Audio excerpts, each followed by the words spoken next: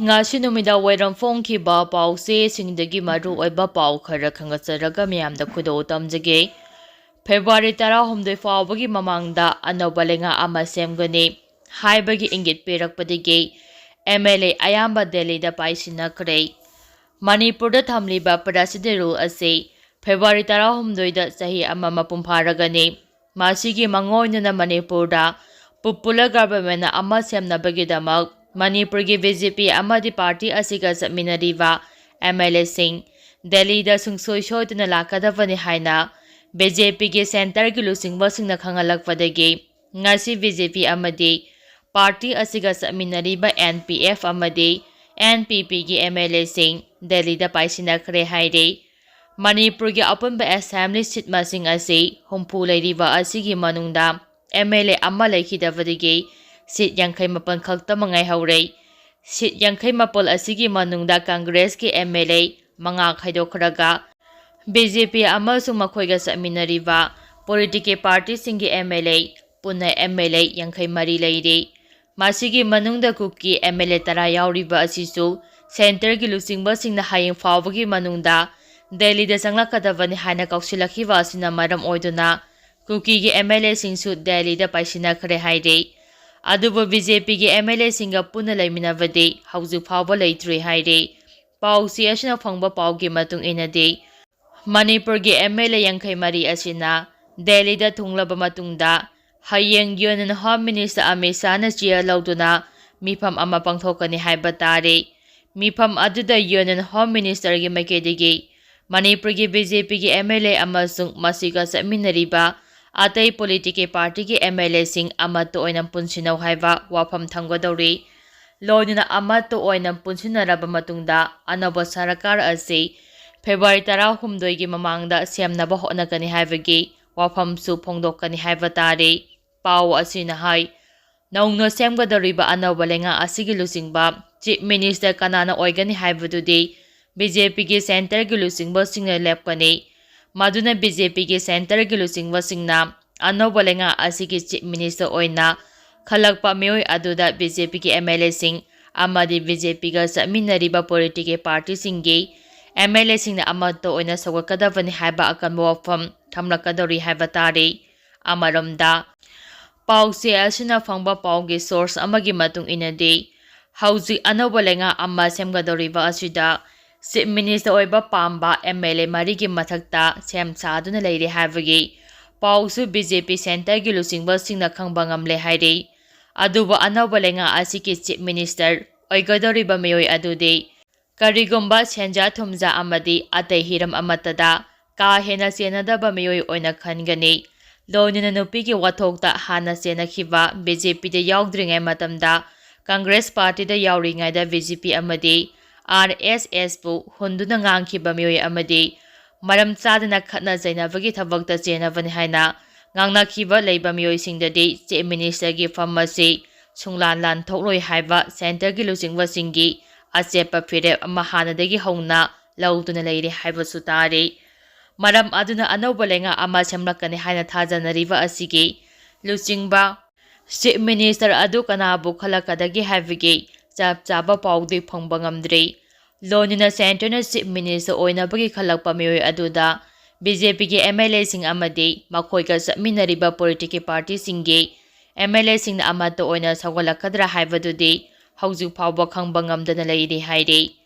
pausi asina phangba paugi matung inna ngasi nungthul phawbada Delhi da thungkraba MLA sing adude speaker Sejabrata Karamsyam Awangboy Newmai Usam Diben Tongbram Robindro Syam Kumar Saraisam Kebi Laisyo Kaising M Ramesor Nurul Hasan Erengbam Nalini KS Ibomsa K Robindro Y Kemsan S Rajen S Nisikanta S Usindro Haistingo Lorho Foje KS Roken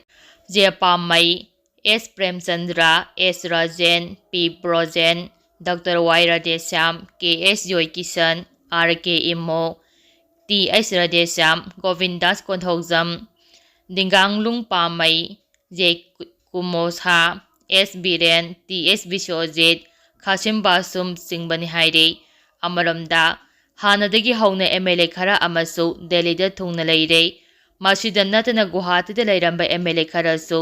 ꯉꯁꯤ ꯒꯨꯋꯥꯍꯥꯇꯤꯗꯒꯤ ꯗꯦꯜꯂꯤꯗ ꯄꯥꯏꯁꯤꯟꯈ꯭ꯔꯦ ꯍꯥꯏꯕꯁꯨ ꯇꯥꯔꯤ꯫ ꯂꯣꯏꯅꯅ BJP Manipur ꯄ꯭ꯔꯗꯦꯁꯀꯤ president ꯁꯔꯗꯥ ꯗꯦꯕꯤꯁꯨ ꯉꯁꯤ ꯗꯦꯜꯂꯤꯗ ꯄꯥꯏꯁꯤꯟꯈ꯭ꯔꯦ ꯍꯥꯏꯔꯤ꯫ ꯃꯈꯥ ꯇꯥꯔꯛꯄ ꯄꯥꯎꯗ ꯂꯣꯕꯨ ꯃꯈꯨꯠꯇ ꯄꯥꯏꯗꯨꯅ ꯁꯤꯖꯤꯟꯅꯔꯤꯕ ꯀꯨꯀꯤ ꯀꯝꯃꯨꯅꯤꯇꯤꯗ ꯕꯦꯁ ꯇꯧꯕ ꯑꯣꯔꯒꯅꯥꯏꯖꯦꯁꯟꯁꯤꯡ ꯃꯥꯂꯦꯝ ꯊꯣꯡꯉꯥꯝꯅ ꯃꯇꯤꯛ ꯆꯥꯕ ꯄꯔꯥ ꯇꯝꯕꯤꯒꯗꯧꯔꯤ꯫ ꯀꯃꯤꯇꯤ ꯑꯣꯟ ꯇ꯭ꯔꯥꯏꯕꯦꯜ ꯌꯨꯅꯤꯇꯤ ꯀꯣꯇꯨꯒꯤ ꯃꯥꯏꯀꯩꯗꯒꯤ ꯏꯪ 2025ꯒꯤ ꯗꯤꯁꯦꯝꯕꯔ 18ꯇ ꯄ꯭ꯔꯦꯁ ꯁ꯭ꯇꯦꯠꯃꯦꯟꯠ ꯑꯃ ꯊꯣꯛꯂꯛꯇꯨꯅ ꯁꯣꯁꯤꯌꯦꯜ ꯑꯦꯛꯇꯤꯚꯤꯁꯠ ꯃꯥꯂꯦꯝ ꯊꯣꯡꯉꯥꯝꯒꯤ ꯁꯥꯏꯀ꯭ꯂꯤꯡ ꯐꯣꯔ ꯃꯅꯤꯄꯨꯔ ꯄꯤꯁꯀꯤ ꯈꯣꯡꯆꯠ ꯑꯃꯒ ꯃꯔꯤ ꯂꯩꯅꯅ ꯀꯥꯡꯄꯣꯛꯄꯤ ꯗꯤꯁꯇ꯭ꯔꯤꯛ ꯐꯥꯎꯔꯒ ꯆꯠꯇꯅꯕ ꯋꯥꯔꯅꯤꯡ ꯑꯃꯒꯤ ꯃꯇꯥꯡꯗ ꯍꯩꯉꯥꯡ ꯄꯨꯂꯤꯁꯀꯤ ꯈꯨꯠꯊꯥꯡꯗꯒꯤ ꯀꯥꯡꯄꯣꯛꯄꯤ PSꯇ ꯀꯨꯇꯨꯒꯤ ꯃꯊꯛꯇ ꯃꯇꯤꯛ ꯆꯥꯕ ꯑꯦꯛꯁꯟꯁꯤꯡ ꯂꯧꯈꯠꯄꯤꯅꯕ ꯋꯥꯀꯠꯈ꯭ꯔꯕꯁꯨ ꯉꯁꯤ ꯐꯥꯎꯕ ꯊꯕꯛꯇ ꯑꯣꯟꯊꯣꯔꯛꯇꯕꯗꯒꯤ ꯍꯥꯏꯔꯤꯕ ꯀꯨꯀꯤꯒꯤ ꯀꯝꯃꯨꯅꯤꯇꯤꯗ ꯕꯦꯁ ꯇꯧꯕ ꯑꯣꯔꯒꯅꯥꯏꯖꯦꯁꯟꯁꯤꯡ ꯀꯨꯇꯨ ꯌꯥꯎꯅ ꯁꯨꯄ꯭ꯔꯤꯝ ꯀꯣꯔꯠꯇ ꯑꯣꯏꯅ ꯊꯦꯡꯅꯗꯨꯅ ꯃꯈꯣꯏꯅ ꯆꯠꯊꯔꯤꯕ ꯂꯣꯅ ꯌꯥꯗꯕ ꯑꯦꯛꯇꯤꯚꯤꯇꯤꯁꯤꯡ ꯑꯁꯤ ꯂꯣꯒꯤ ꯃꯇꯦꯡ ꯂꯧꯗꯨꯅ ꯃꯈꯣꯏꯒꯤ ꯑꯦꯛꯇꯤꯚꯤꯇꯤ ꯄꯨꯝꯅꯃꯛ ꯃꯇꯝ ꯆꯨꯞꯄꯒꯤ ꯑꯣꯏꯅ ꯊꯤꯡꯖꯤꯟꯅꯕ ꯑꯃꯗꯤ ꯁ꯭ꯇꯦꯠ ꯑꯁꯤꯒꯤ ꯅꯦꯁꯅꯦꯜ ꯍꯥꯏꯋꯦꯁꯤꯡꯗ ꯃꯇꯤꯛ ꯆꯥꯕ ꯄꯕ꯭ꯂꯤꯛ ꯐ꯭ꯔꯤ ꯃꯨꯚꯃꯦꯟꯠ ꯃꯍꯧꯁꯥꯒꯨꯝ ꯂꯩꯍꯟꯒꯗꯕꯅꯤ ꯍꯥꯏꯕ ꯋꯥꯈꯜꯂꯣꯟꯗ ꯉꯁꯤ ꯃꯥꯁ ꯁꯤꯒꯅꯦꯆꯔ ꯀꯦꯝꯄꯦꯟ ꯑꯃ ꯏꯝꯐꯥꯜ ꯏꯁꯀꯤ ꯈꯨꯔꯥꯏ ꯂꯝꯂꯣꯡ ꯏꯃꯥ ꯀꯩꯊꯦꯜꯗ ꯄꯥꯡꯊꯣꯛꯈ꯭ꯔꯦ꯫ ꯉꯁꯤ ꯍꯧꯗꯣꯛꯄꯒꯤ ꯊꯧꯔꯝ ꯑꯗꯨꯗ ꯂꯝꯂꯣꯡ ꯀꯩꯊꯦꯜ ꯐꯝꯕꯤ ꯑꯄꯨꯟꯕ ꯅꯨꯄꯤ ꯂꯨꯞ, ꯂꯝꯂꯣꯡ ꯕꯖꯥꯔ ꯀꯣꯑꯣꯔꯗꯤꯅꯦꯇꯤꯡ ꯀꯃꯤꯇꯤ ꯈꯨꯔꯥꯏ, ꯅꯣꯡꯄꯣꯛ ꯂꯩꯉꯥꯛ ꯑꯄꯨꯟꯕ ꯅꯨꯄꯤ ꯂꯨꯞ, ꯀꯨꯏꯔꯦꯡꯒꯩ ꯕꯖꯥꯔ ꯃꯩꯔꯥ ꯄꯥꯏꯕꯤ, ꯂꯩꯁꯅꯥ ꯀꯨꯏꯔꯦꯡꯒꯩ ꯃꯅꯨꯡ ꯃꯩꯔꯥ ꯄꯥꯏꯕꯤ, ꯌꯥꯏꯐ ꯅꯨꯄꯤ ꯂꯨꯞ, ꯃꯥꯏꯕ ꯈꯨꯜ ꯑꯃꯁꯨꯡ ꯇꯣꯉꯥꯟ ꯇꯣꯉꯥꯟꯕ ꯁꯤꯟꯐꯝꯗ ꯂꯩꯕ ꯃꯤꯑꯣꯏ ꯀꯌꯥꯅ ꯈꯨꯌꯦꯛ ꯂꯧꯕꯒꯤ ꯈꯣꯡꯖꯪ ꯑꯗꯨꯗ ꯁꯔꯨꯛ ꯌꯥꯈꯤ꯫ ꯂꯣꯏꯅꯅ ꯉꯁꯤꯒꯤ ꯊꯧꯔꯝ ꯑꯗꯨꯒ ꯃꯔꯤ ꯂꯩꯅꯅ ꯁ꯭ꯇꯦꯠ ꯑꯁꯤꯗ ꯄꯨꯟꯅ ꯈꯨꯟꯗꯥꯃꯤꯟꯅꯔꯤꯕ ꯀꯥꯡꯂꯨꯞ ꯈꯨꯗꯤꯡꯃꯛꯀꯤ ꯃꯤꯑꯣꯏꯁꯤꯡꯅꯁꯨ ꯑꯃꯠꯇ ꯑꯣꯏꯅ ꯁꯔꯨꯛ ꯌꯥꯕꯤꯅꯕ ꯁꯣꯁꯤꯌꯦꯜ ꯑꯦꯛꯇꯤꯚꯤꯁꯠ ꯃꯥꯂꯦꯝ ꯊꯣꯡꯉꯥꯝꯅ ꯃꯤꯌꯥꯝꯗ ꯑꯄꯤꯜ ꯇꯧꯔꯛꯂꯤ꯫ ꯃꯈꯥ ꯇꯥꯅ ꯀꯦꯝꯄꯦꯟ ꯑꯁꯤ ꯃꯅꯤꯄꯨꯔꯒꯤ ꯃꯐꯝ ꯀꯌꯥꯗ ꯀꯣꯏꯅ ꯆꯠꯇꯨꯅ ꯃꯦ 1 ꯐꯥꯎꯕ ꯄꯥꯡꯊꯣꯛꯀꯅꯤ ꯍꯥꯏꯔꯤ꯫ ꯃꯈꯥ ꯇꯥꯔꯛꯄ ꯄꯥꯎꯗ ꯃꯤꯇꯣꯞ ꯈꯟꯗꯣꯛꯇ꯭ꯔꯤꯕ ꯐꯥꯎꯕ ꯁꯥꯟꯇꯤ ꯐꯪꯂꯣꯏ꯫ ꯃꯤꯇꯣꯞ ꯈꯟꯗꯣꯛꯂꯒ ꯃꯔꯝꯗ ꯍꯜꯍꯟꯗ꯭ꯔꯤꯕ ꯐꯥꯎꯕ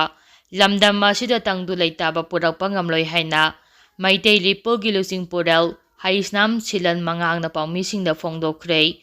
ꯃꯩꯇꯩ ꯂꯤꯄꯨꯟꯒꯤ ꯅꯧꯅ ꯊꯧ ꯄꯨꯅꯕ ꯈꯜꯂꯕ ꯊꯧꯃꯤꯁꯤꯡ ꯑꯁꯤ ꯀꯪꯂꯥ ꯂꯥꯏꯐꯝꯂꯦꯟꯗ ꯊꯧꯅꯤꯈꯤꯕꯒ ꯃꯔꯤ ꯂꯩꯅꯅ ꯂꯨꯆꯤꯡꯄꯨꯔꯦꯜ ꯁꯤꯂꯟ ꯃꯉꯥꯡꯅ ꯋꯥꯐꯝ ꯑꯁꯤ ꯐꯣꯡꯗꯣꯛꯂꯗꯨꯅ ꯃꯈꯥ ꯇꯥꯅ ꯍꯥꯏꯈꯤꯕꯗ